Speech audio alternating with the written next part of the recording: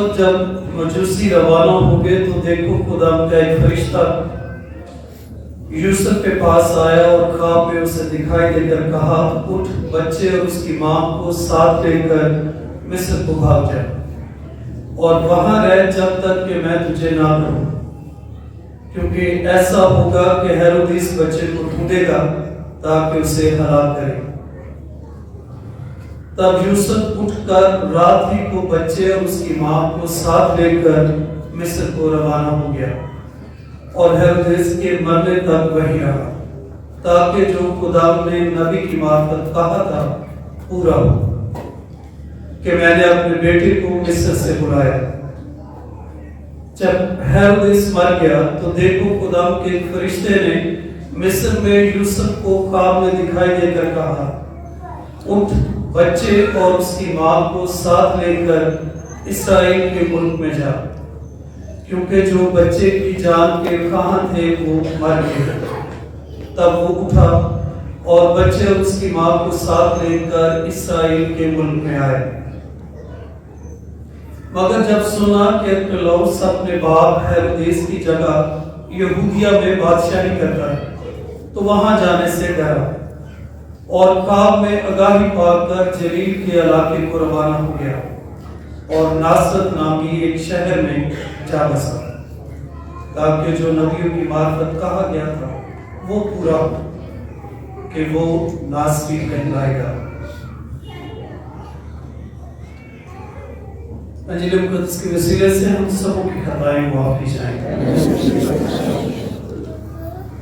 مسیح خدا میں عزیز بھائی اور بہنوں، آج ہم عالمگیر کلیسیا کے ساتھ مل کر پاک خاندان کی عید مناتے ہیں۔ کرسمس کے اٹھوارے میں یہ بہت بڑی عید کلیسیا ہمیں دیتی ہے تاکہ ہم پاک خاندان کے اوپر غور کرتے ہوئے، پاک خاندان کے نمونے کو دیکھتے ہوئے اپنے خاندانوں کے اوپر غور کر سکیں۔ اس لیے اس خاص عید کے موقع پر آج ہم پاک خاندان پہ غور کرتے ہیں اور اس کے ساتھ ساتھ پاک خاندان کی جو خوبیاں ہیں، پاک خاندان کے اندر جو نیکیاں ہیں، ان کو اپنے خاندانوں میں خدا سے التجا کرتے ہیں کہ وہ تمام خوبیاں ہمارے خاندانوں میں پیدا ہوں، تاکہ در حقیقت کلیسیا کا جو حقیقی مقصد ہے کہ اس خاندان کے اوپر غور کرتے ہوئے ہم اپنی خاندانی زندگی کو بہتر کریں۔ اس لیے آج پاک خاندان خدا یسوع مسیح اور حضرت مریم اور حضرت یوسف، یہ تین شخصیات جو مل کر ایک خاندان بناتے ہیں، ان کی زندگی پہ ہم غور کرتے ہیں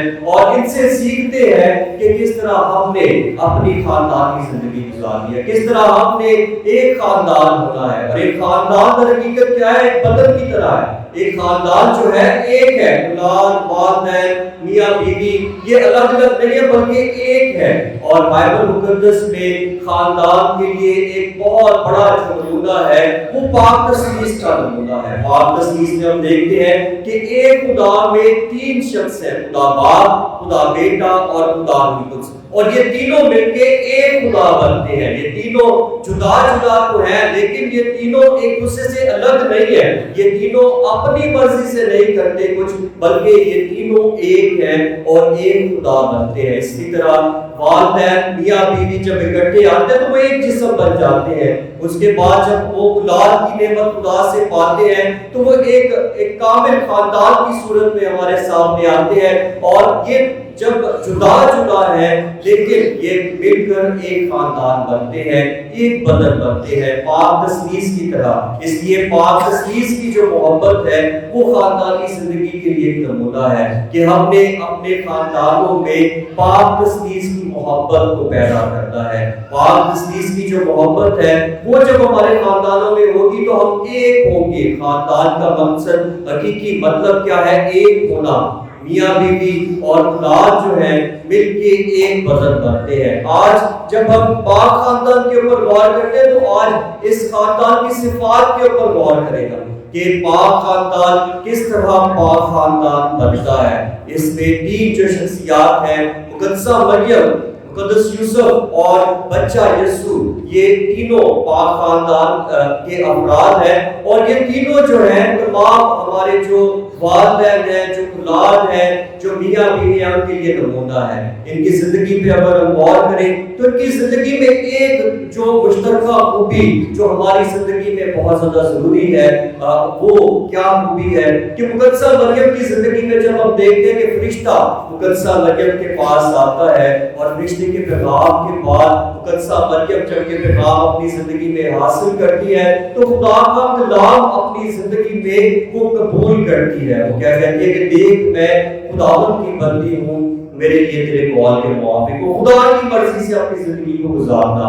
इसलिए मुकद्दसा मरियम खुदा की मर्जी से अपनी जिंदगी को गुजारती है। इसी तरह हजरत यूसुफ जो जानता है कि उसकी बीवी हामला है, और उस रवायत के मुताबिक अगर कोई कमारी हामला होती है तो उसको संसार किया जाता है और वो अपनी बीवी को खामोशी से छोड़ देना चाहता है, लेकिन जो ही फरिश्ता आकर खुदा का पैगाम उसके पास लेकर आता है तो वो फौरन अपनी बीवी मरियम को अपने यहाँ ले आता है। यानी कि खुदा की आवाज सुनना और उस आवाज को अपनी जिंदगी में कबूल करना। इसी तरह यीशु मसीह खुदा बेटा जो है इंसान बनकर खुदा की मर्जी को पूरा करने के लिए इस दुनिया में आया। इसलिए इन तीनों शख्सियात की जिंदगी में एक खूबी जो हमारी जिंदगी में बहुत ज्यादा जरूरी है कि खुदा की मर्जी को अपनी जिंदगी में पूरा करना, अपनी जिंदगी को खुदा की मर्जी के मुताबिक गुजारना। और हम देखेंगे बाइबल मुकद्दस की इब्तिदा से मुकाशफा तक वो शख्सियात जिन्होंने खुदा की मर्जी के मुताबिक जिंदगी गुजारी, खुदा की मर्जी को अपनी जिंदगी में पूरा किया, उनके अजीम अल्फाज में बाइबल मुकद्दस नाम याद रखती है। और जिन्होंने खुदा की नाफरमानी की वो खुदा से हमेशा दूर रहे। इसलिए पाक खानदान हमारे खानदानों के लिए जो नमूना है, सबसे पहली बात जो हमें सिखाता है कि हमने खुदा की मर्जी के मुताबिक अपनी जिंदगी को गुजारना है। हमारी जिंदगी में वो हो जो खुदा की मर्जी है, हमारे खानदानों में वो हो जो खुदा की मर्जी है। और आज के दौर में शायद सबसे बड़ी इस चीज की जरूरत है जब हर इंसान अपने तरीकाकार से जिंदगी गुजारना चाहता है कि मेरी जो सोच है, मेरा जो तरीकाकार है, उसके मुताबिक सब कुछ हो, मैं जैसे चाहता हूँ वैसे मेरे खानदान में औलाद भी यही चाहती है, वालिदैन भी यही चाहते हैं, मियाँ बीवी दोनों भी यही चाहते हैं कि मेरी मर्जी पूरी हो, ये काम है मेरी मर्जी से ये काम हो। लेकिन दरहकीकत अगर खानदान में हम इत्तेहाद और मोहब्बत चाहते हैं, अगर हम खानदान में वो ये गालत चाहते हैं जो पाक खानदान में थी, तो हमने खुदा की मर्जी के मुताबिक जिंदगी गुजारनी है। हमारे खानदानों में कोई बात हो जैसे मुकद्दसा मरियम ने कही कि देख मैं खुदावंद की बंदी हूँ, मेरे लिए तेरे कौल के मुआफिक हो। हम अपने खानदानों में जब खुदा की मर्जी को पूरा करेंगे तो उस वक्त हमारे खानदान भी पाक खानदान की तरह बनेंगे। उसके बाद एक और बहुत बड़ी खूबी जो मुकद्दस यूसुफ से हम सीखते हैं कि मुकद्दस यूसुफ को इस बात का इल्म है कि उसकी बीवी जो है मरियम जो है वो हामला है और वो एक राज़बाज शख्स है। और क्या लिखा है कि वो नहीं चाहता कि अपनी बीवी को रुस्वा करे और वो खामोशी से उसे छोड़ देना चाहता है। यहाँ पर एक खास बात क्या है कि वो अपनी बीवी को, वो जानता है कि जो बच्चा है वो मेरी औलाद नहीं है, लेकिन इसके बावजूद वो अपनी बीवी को रुस्वा करना नहीं चाहता। वो अपनी इंसानी अकल के मुताबिक इसे गुनाह तस्वर करता है, लेकिन वो अपनी बीवी को इसके बावजूद रुस्वा करना नहीं चाहता। इसके बरक्स हमारे खानदानों में क्या होता है, जब भी किसी की बात हमें पता चलती है, किसी की कमजोरी हमें पता चलती है, तो हम बढ़ा चढ़ाकर सारे रिश्तेदारों को सबको जाकर बताते हैं कि इसने ऐसा किया। दूसरे के जो ऐप है उनके ऊपर पर्दा डालने की बजाय उन ऐपों को उछालना, सबके सामने जाकर उन ऐपों को बताना और बेशुमार दफा ऐसी बातें जो शायद उस शख्स ने की भी नहीं है। इसलिए ये जो चुगली, दूसरों के बारे में मनफी बातें करना जो है, ये खानदान में सबसे बड़ी बुराई और खानदान में जुदाई का बायस है। अगर हम देखें तो आज के दौर में अगर खानदान टूट रहे हैं तो इसी वजह से कि उसने मेरे बारे में ये कह दिया, उसने ये कर दिया।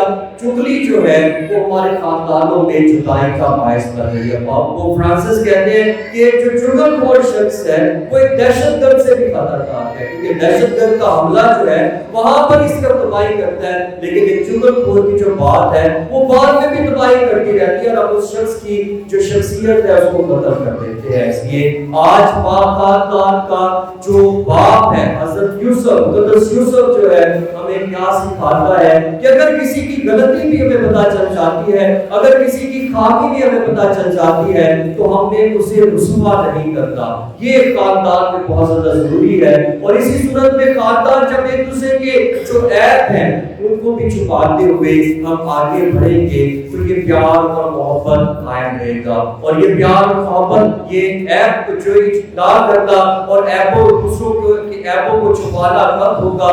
جب خدا ہماری زندگی میں موجود ہے۔ ہم دیکھتے ہیں کہ ابتدا میں خدا نے جب انسان کو خلق کیا، آدم اور حوا کو خلق کیا، اور وہ دونوں ننگے تھے، لیکن ایک دوسرے سے شرماتے نہیں تھے۔ یہ جسمانی نہیں بلکہ اس سے بڑھ کے ایک بڑا گہرا مطلب ہے کہ ایک دوسرے کے سامنے بالکل ایک دوسرے کے سامنے اوپن ہونا، ایک دوسرے کو اپنی پوری جو بات ہے وہ بتانا، ایک دوسرے کے اوپر مکمل اعتماد ہونا، یعنی کہ کوئی بھی چیز جو ہے وہ راز میں نہیں ہے۔ میاں بیوی کے درمیان وہ ایک جسم ہے، اس میں کچھ بھی راز نہیں ہے۔ اگر کسی کی خامیاں ہیں، خوبیاں جو ہیں، جو کچھ جو ہے وہ ایک دوسرے کو بتانا، ایک دوسرے کے ساتھ شیئر کرنا، اور ایک دوسرے کے ساتھ اپنے دکھ درد بانٹنا۔